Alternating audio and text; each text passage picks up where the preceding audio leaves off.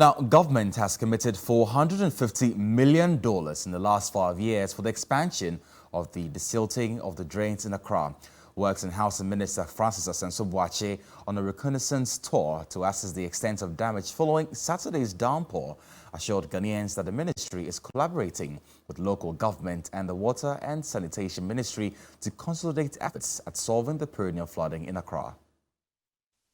The sector minister, accompanied by local government officials and personnel from the National Disaster Management Organization (NADMO), inspected drains along the Odona Garage area, the Odo Channel, Osu, Teshi and Tema West to assess the damage caused by Saturday's rains. In the last 5 years alone, the government has spent 450 million cedis to invest in the expansion of drainage works, which include drain deepening and concrete lining, and it's supposed to increase the drain capacity to be able to carry storm water so that it will channel its flow to the appropriate areas where they are going. The second level of action is at the district local government, district assemblies, and they are supposed to make sure that there's proper management of solid waste in their communities.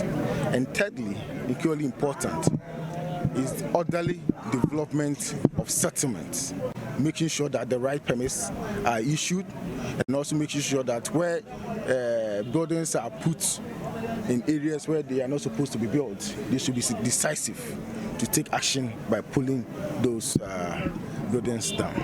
Regardless of the effort that government is putting in, if we do not also conduct ourselves responsibly and stop putting or dumping solid waste into our drainage channels, government is going to spend money and it will always go to waste. And it's not just this Odo Channel alone, it's across the country. At Teshi, a resident was stopped from dumping refuse into the drains.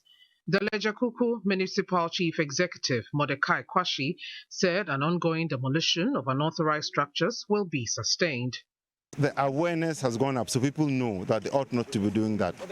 But the actions have not changed too much, and that there may be a myriad of factors that account for that, namely that maybe alternatives, convenient and easy to use alternatives haven't yet been provided. All of them have been informed that there will be a major